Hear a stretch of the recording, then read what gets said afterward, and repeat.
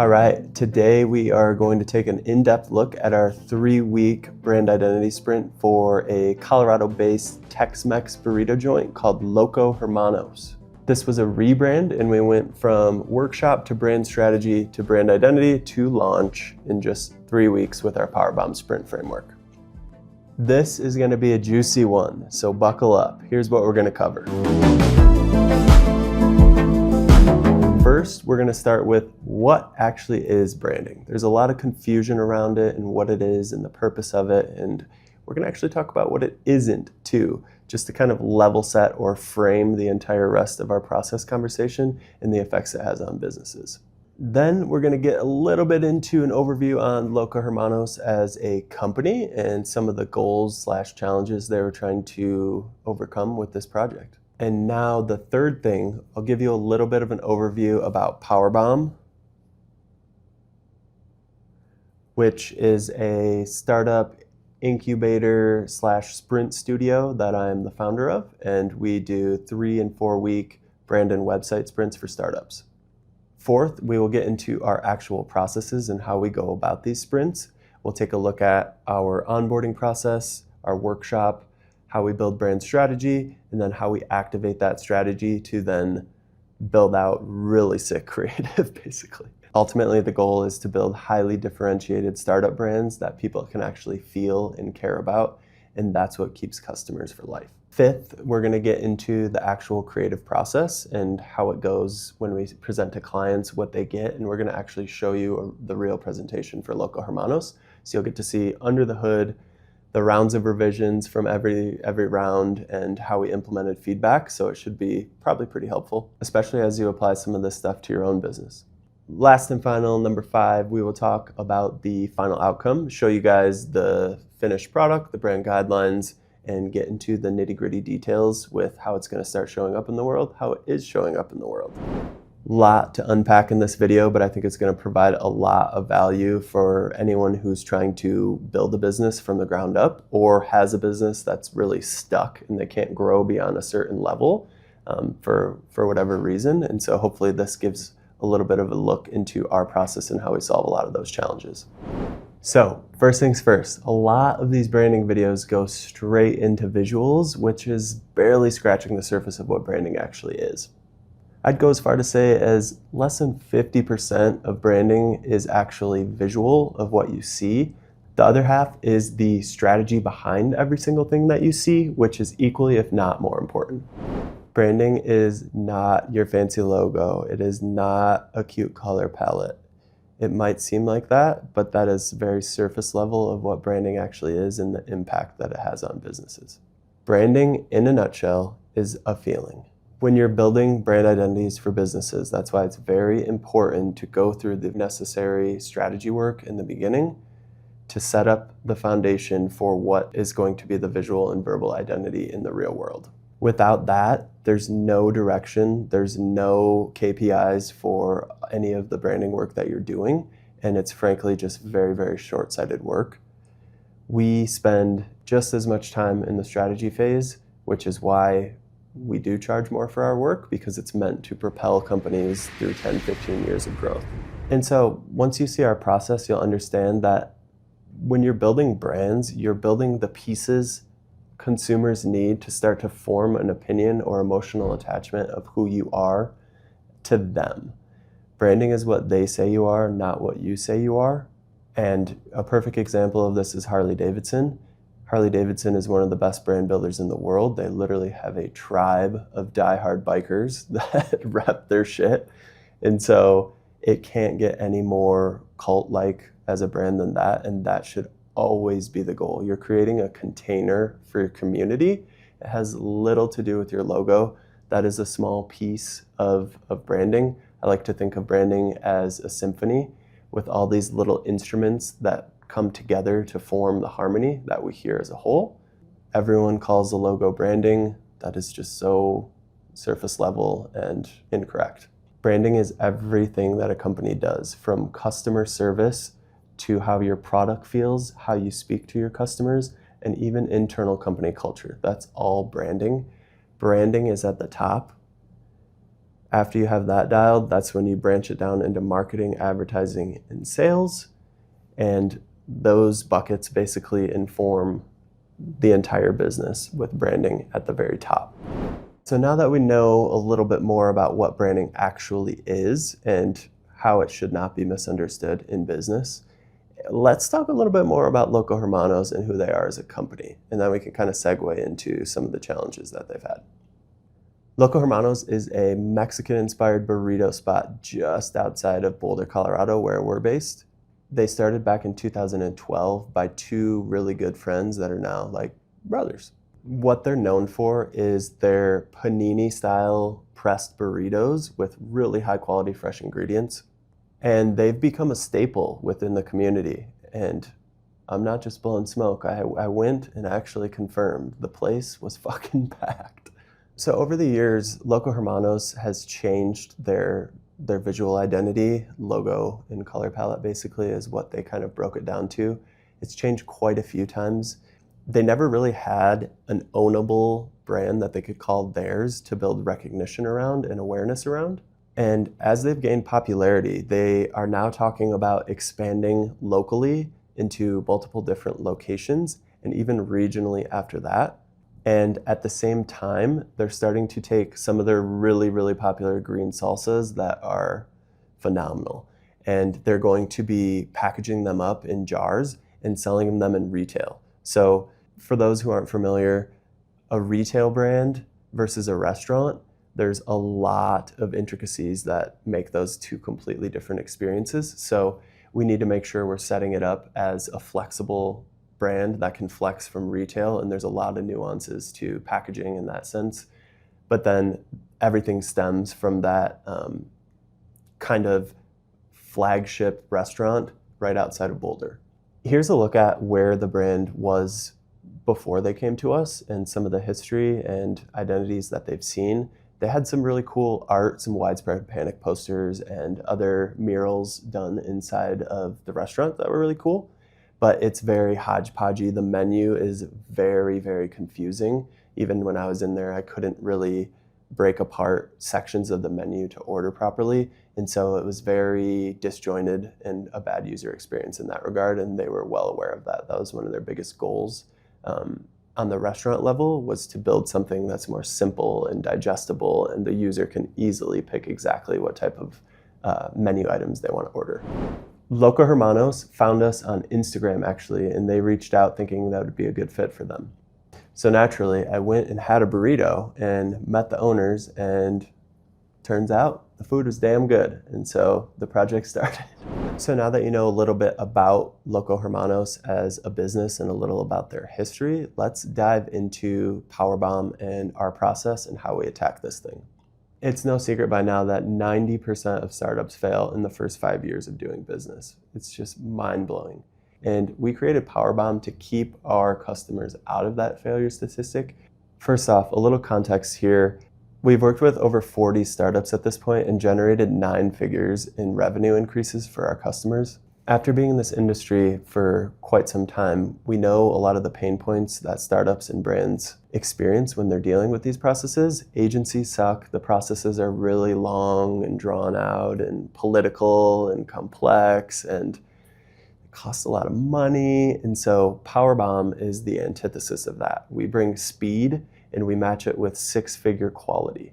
So there's no waiting around for 2 months every round of revisions. Startups need to move fast, and we account for all of those needs. When I built Powerbomb, I built it to be a business of scale. And so with that in mind, I automated a lot of things. I built a lot of complex integrations. And so once a customer pays the deposit on the website, they automatically get sent a contract. Once the contract's signed, it sends a trigger to a form on our website.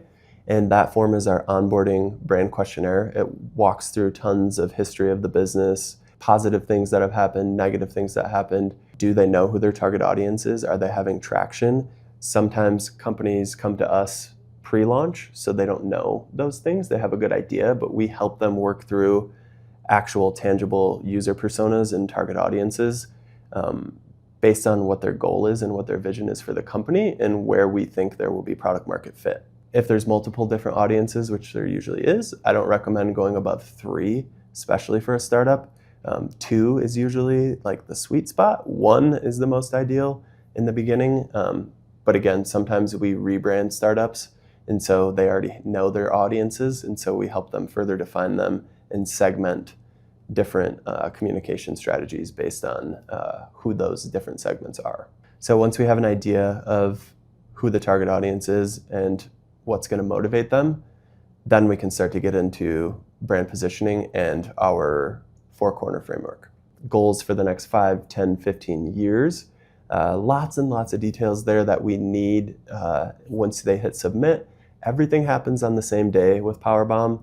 This is a 5-day onboarding process that goes from contract to approval of the strategy in 5 days. So everything's on the same day. As soon as they hit that button to submit the form, which is actually on a timer too, so you have to do it in a certain amount of time, that then goes into our intake system, and those responses for the questionnaire are what we use to then start getting the workshop together.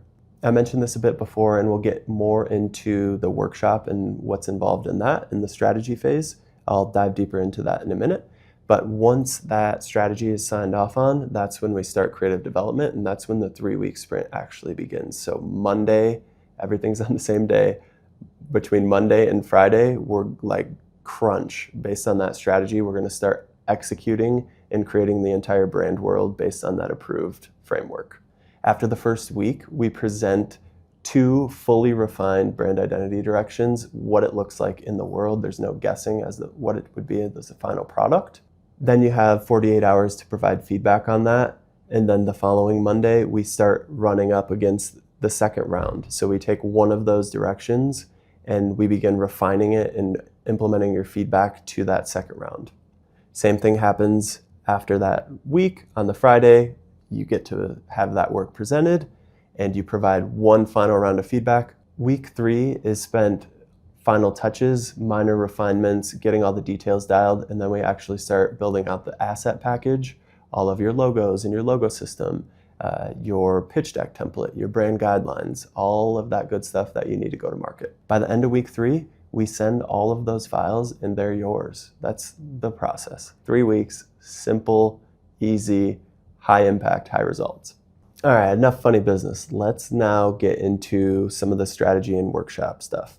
After the customer has filled out that brand questionnaire, that's when it triggers in our back end. And that's what we use to start populating a Figma file for our actual workshop. So we go in there, we put the document in there, and then we start putting sticky notes everywhere with questions that we have and trying to start pulling tension-wise on the client and whatever stakeholders are involved. One of the key questions in that questionnaire is, who are your competitors? Who do you think they are? Or aspirational competitors down the line, both important to take into account. We'll go and actually research and validate those things and make suggestions based on what we find. And then we're going to actually do a competitive analysis on the top 3 to 5, depending on how large the industry is or how niche it is. And I'll make a separate video about this actually, because our competitive analysis is extremely detailed and we go as far as SEO strategies, because then we can back into what they're doing from a marketing perspective. And so we know kind of where the competition is heading or where they've been, and we can kind of look at how we can differentiate based on that information. Then we can pull that in and we actually start preparing the workshop with it. So we have the document here that gets converted to just text that we can pull in, and then we start marking this up with different questions or things that we're going to push and pull on during the workshop. And so we do all of our workshops right here in Figma. We have a little bit of an overview that just walks the client through what the goals are and some of the frameworks we're going to use and what the outcome is going to be. These questionnaires cover a variety of things, from what are your values, how did you start as a business, what are your goals in the next 5, 10, 15 years, who is your target audience, who is your aspirational target audience, and all of those good things. And then we also get into demographics and psychographics if they are aware of those things. If they haven't done that type of marketing and user research, we then do that. So then by the time the workshop starts, this entire document is already put together and ready to use as the basis for all of our exercises. And one of the major questions we ask in this brand questionnaire is going to be, who are your competitors and who do you see them being in the future as you scale? And what we do is we begin to pull together a high-level competitive analysis of the competitors. And we also look at, okay, did they miss anyone that they're not aware of that we should include in here that might come into the fold as they scale, or that is just something that they're not aware of right now?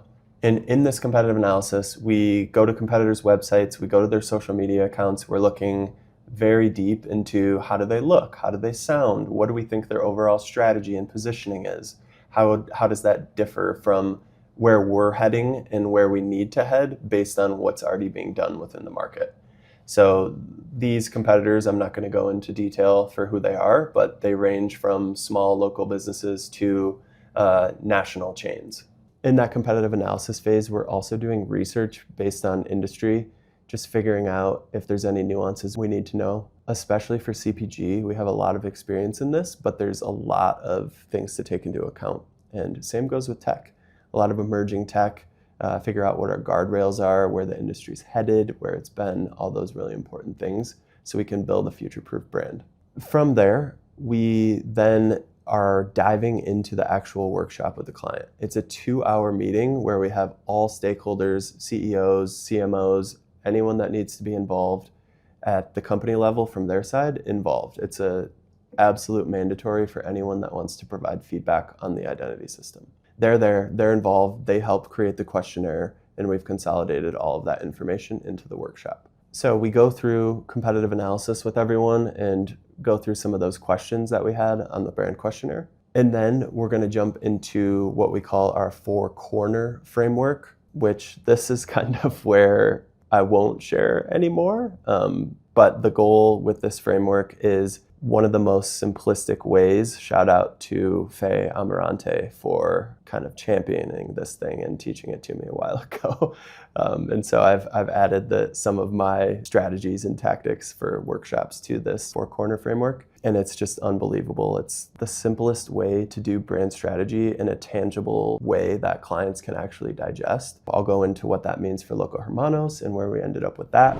I'm not going to show this because it is our proprietary piece of our model, but I will show you guys a look at what we get out of this stage and how that then is used to build really high-performing creative. Brand strategy can be very lofty for a lot of clients, so we do a lot of the work up front preparing this part of the workshop, and then we drill into the remaining pieces of the framework and actually work through that with the client, so they're very, very involved as we begin to craft what the strategy looks like. And then depending on the size of the company or the needs or the problem we're trying to solve, sometimes we'll jump into brand architecture work from there. So say we're branding a holding company and they have 6 portfolio companies under it. We need to account for, okay, how does the master brand ladder down into each sub-brand?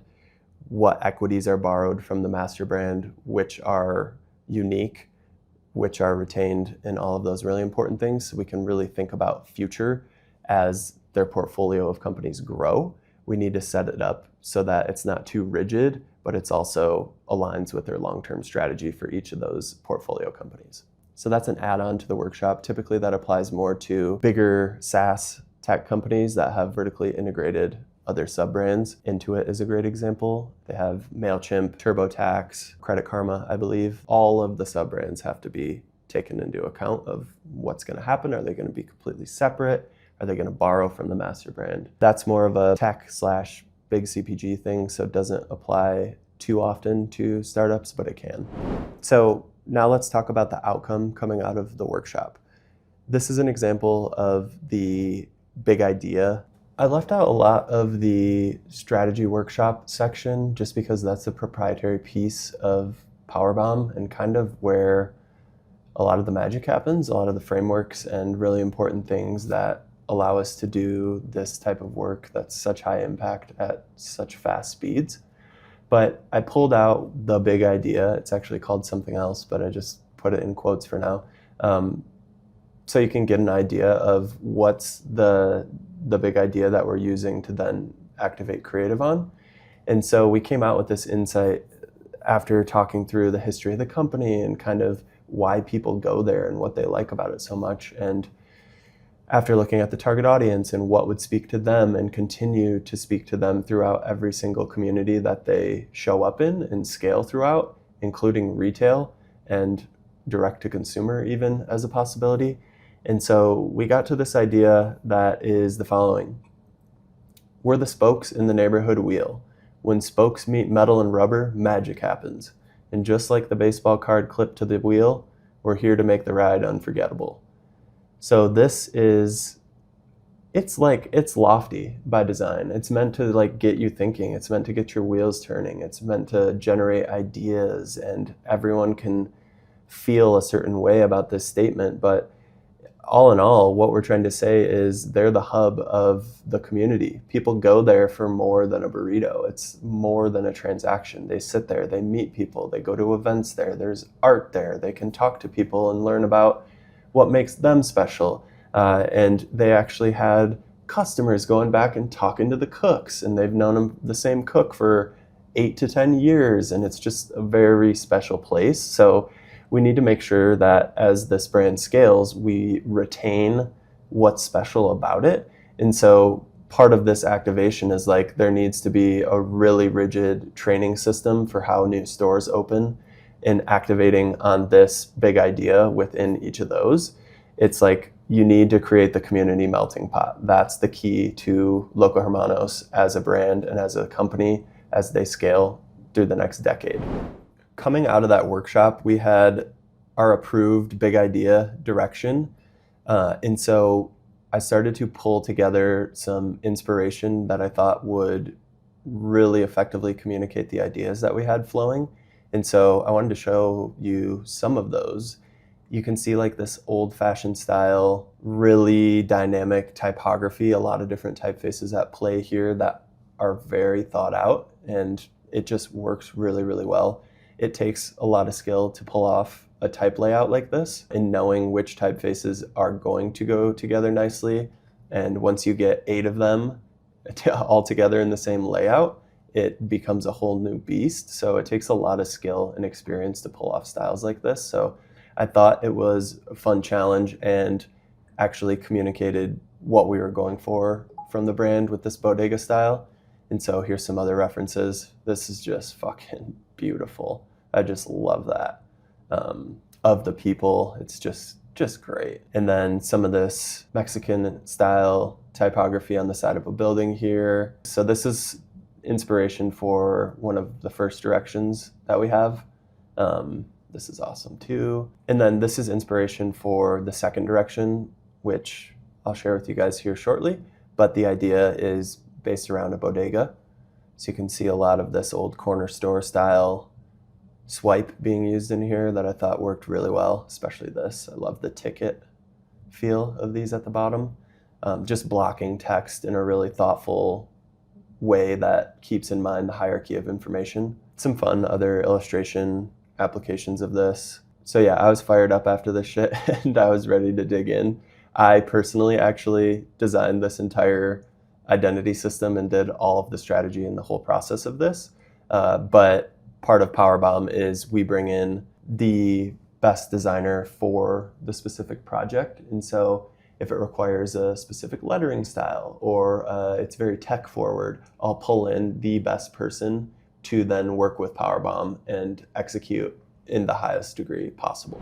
So once we come out of the initial live onboarding process, that's the 5-day period, the client then approves the workshop outcomes and the strategy in our 4-corner framework. And from there, that's when we start to activate creative. And now it's time to hit the ground running. This is an example of the actual deck that we presented to them. So you can see both directions, how we work through that and connect with that and do tons of different iterations to get to what we present. I'm actually gonna walk you guys through the entire deck that we presented in the first round. And this will give you an idea of the level of detail and polish that we have in the very first round. This is after the first week, after that initial strategy workshop, and after the unifying idea is approved. Then we go into the actual 3-week sprint, at the end of the first week, which is actually the end of the first 5 days, this is what they're going to get. There's some upfront pieces of this deck that I'm going to leave out just for confidentiality stuff. But I'll show you guys the directions here. So this first direction is called Flash. We went with this script that is authentic Mexican heritage and culture inspired. It's a calligraphy script. It's from a base typeface from Ono Typeco, and then we did some customizations on it. And then this is the mark that we came up with. It's the two guys that are like brothers facing back to back, taking on the world is kind of how I like to explain it. And I just love these skulls on here. These guys look fucking awesome. And so we're actually adding a shader to the bottom of this just to show how dynamic this logo type can be. And it's actually getting skewed as well, introducing some of the color system. And then we built out this LH monogram, Loco Hermanos. That was one thing that they had in their identity that was like the driver of the brand currently, but the execution was really poor and lacked a lot of personality. So we customized this out of the script from the typeface and created a ligature that connects the two. We start to get into why it's called Flash. This is based off of Flash style tattoo, where you go into the tattoo shop and basically say, all right, let me look at this flash sheet of a ton of different tattoos and I'm going to get this one. And then they put it on your arm or whatever. So this is very much inspired by that. And this style in particular takes a lot of skill because one of the big elements of this flash style is a lot of different typefaces at play. But the type pairings must be very, very thought out in order to actually look good.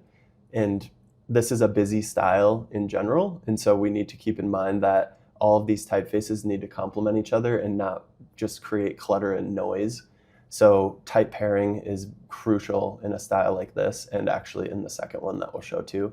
Looking at how it mocks up on aprons with someone's name, introducing some of the new brand tonality of not your average wrappers playing off of the burrito wrapping, showing how this dynamic identity can break apart. We separate Loco and Hermanos at the top and bottom as bookends, and then even Loco in the four corners can be separated too. So our approach to branding is that we need scalable, flexible identity systems. They need to be able to work in the absolute smallest usage cases, like a favicon on an Instagram profile, but then they also need to scale to a billboard or a car wrap or anything, honestly.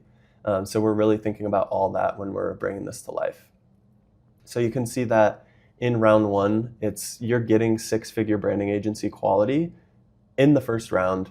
No bullshit. We just show what it would look like in the real world. So that's part of what we do. What you see is what you get. There's no guessing of what the final thing is going to look like.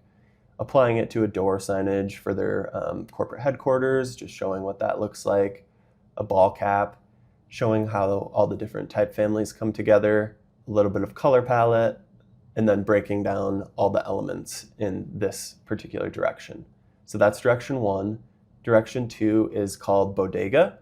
And from our workshop, it kind of hit me like a wall. And a lot of the stuff we were discussing was like the community roundtable aspect of this restaurant, and people just go and congregate and talk and share stories and information within the community. And it's just pretty special. When I went in there, I noticed it even. I thought of what better than a bodega? It's like the corner store of the neighborhood. It's where all the action happens. It's where everyone congregates.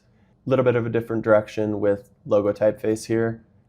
Still has some customized elements on the N and the E, feeling very quirky, but legible and blocky at the same time. LH monogram in the same sense here, fully custom on that one. And then we start to bring in some of the bodega style elements. So stacking these in a staggered direction with adding some dynamicism to this. And then we really get into this layout. So this is like straight off of the corner store aesthetic. And so we have a big price down here. You could imagine this as like a print ad or a sticker slap or something. And we actually put like folded paper as part of the art direction in this particular direction. Some speedball lettering here done with like fat marker style. And then same kind of mock-up direction. We just start to show how this activates and how all of the different elements come together. Again, lots of typefaces at play here, which takes a lot of thought to pull off, and honestly, a lot of experience, because it's not easy to combine this many typefaces and have it actually look good. So you can see there's 1, 2, 3, 4, 5 different typefaces in this direction, 6 technically, if you want to count the all caps, but still very, as you can see here, it's very digestible and it's not noisy per se, and I think the color helps with that a lot. Ultimately, they chose this first direction with a few refinements that we took into the second round. So I'm not going to go through round 2 in a ton of detail, but basically we explored some different lockups with those marks and how those could fit together, and then they wanted to start exploring color combinations for the front of the building. So we started to mock up some of those scenarios. We also further refined the direction and what components would make up the actual visual system. We introduced these pointers that are actually part of, I believe, this Victor script typeface from Ono Typeco. These are glyphs, and they just work so well in this identity because they have all these fun little icons that we could pull out of here. And for instance, we're using these pointers on the menu to highlight prices and point out really fun things that might not be the absolute biggest or first priority with hierarchy, but still need some attention. So these are super fun. They have like little gloves and Sasquatch hair on them and shit. So it's just so fun. And then we have like these tacks if we want to do a pinup style thing. So utilizing the resources we have from the typefaces that we bought and purchased for this project, with that, using glyphs from the typeface, you automatically have consistency because, as you can see, the way that the width works on these variable width icons matches this script, matches this skull, and so all of those start to feel very, very cohesive and thought out. This is nothing that a fucking AI anything could ever pull off. And so that's the other thing about our process is we don't touch a single piece of AI. It's all human brain power, which is kind of rare nowadays, but yeah, we don't fuck with any of that shit. So, and then at the end of week 2, that was approved. And so now in week 3, we begin building out the brand guidelines, the pitch deck, the graphic assets, and putting everything together in a really organized, nice package for them. And so I'm going to go through what the brand guidelines look like. So this is very in-depth, showing the entire logo system, primary logo, filled versus drop shadow, symbol, filled versus drop shadow, the monogram, filled versus drop, tertiary elements. This is a lockup that they can use. That's like a badge for them. This is a stack of a Loco logo. This plays into that flash style that I was referring to. Color system, showing all the codes for everything, all the way down to RGB and CMYK. Color guidelines, how to combine colors and how not to for contrast and accessibility. Typography, the ins and outs of each typeface and how they should be applied. Shout out to Jen and Amy at Chutzpah for Venice, beautiful typeface, and worked wonderfully for this project, so thank you. And then we get into application samples here, showing how type should be applied. We have Forevs from Ono in the top as the display, Venice as like a subheading in all caps, and then we also use Venice in a lighter weight with title case below here for body copy. And then we also have the pointer callouts. So this menu item is for you.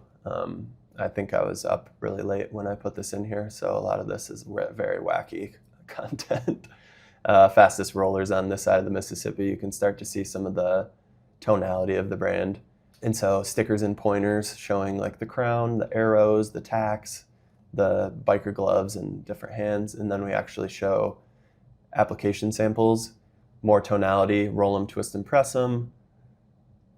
Not your average wrappers, just playing into how the brand should talk to customers and how it should feel overall. It should feel human and relatable and have personality to it. And so that is the final brand guide that we handed off to them. And then there's some further expansions on this that we did as graphic elements, like the holy roller Thought this was super fun with the crown on top. You can see the checker element coming in here on top and bottom, bookending this. Here's some more stuff just showing how this system flexes and can get pulled apart and create these really dynamic variable system approaches. Logo skewed in the middle. I was laughing my ass off that I wrote this line, live, laugh, lettuce. Stupid, but I thought it was funny. Just some matches, just really fun stuff. Now that you have an idea of exactly how the process works, we're nearing the end, and this is when we hand off final files. About half of the time, brands will then engage us for a website sprint. We build fully custom marketing and e-commerce sites for CPG brands, tech brands, all of the above, any startups. And we do those all from scratch. We go through a traditional UX UI process, and then we build from scratch in Webflow. If it's an e-commerce site, we do Webflow as the front end and Shopify as the back end. So we have a headless architecture. That's the best possible combination that we can have for really building this beautiful front end, high converting user experience. But then we leverage the back end of Shopify for payment processing through Stripe, inventory management, customer data storage, all of those really important things that Shopify is going to be the powerhouse for. And then the other 50% of the time, it's usually a rebrand. And so they already have like an e-commerce store in place, and they might even have a design and development team that they've worked with. So sometimes we'll do in the brand guide a style guide for UI and how the UI design system comes to life. And then they can hand that off to their UX UI team or development team to then activate. It's just our preference to always do the websites because years and years of working in agencies and even through my studio, when we do the branding and hand it off to a different team, it's always fucked up. It never gets executed properly. And so we love to own the entire thing because we have the creative vision in the first place for what the brand should be, working with your team directly and intimately. And then we can then apply that to something that's equally as important, which is your number one marketing machine, your website. So we build those websites in 4-week sprints, and the process is pretty similar, but we produce very high converting websites that focus on storytelling with high conversions. So we have a lot of CRO metrics in there built in because yes, this should be beautiful, but it needs to also perform just as much. That's the most important goal of a website is performance. How does it perform? How much revenue does it generate? And so that's kind of how we approach that phase. And I'm actually going to make a whole nother video just about our website sprints, and I'll dive deeper into the nuances and how that process works and how we can build sites in Webflow so quickly. I know this was a long video, but I wanted to provide an in-depth look at our Powerbomb process and actually create some clarity around what branding actually is. And it's not a visual exercise. It's not your logo. It's so much deeper.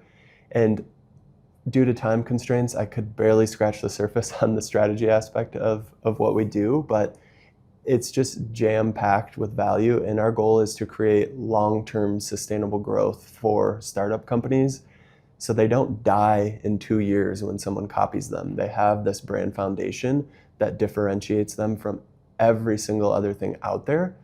Even Warren Buffett says your brand is your moat. So it's just in the age of AI, your product can be copied within seconds. Your tech stack is not intellectual property anymore, sadly.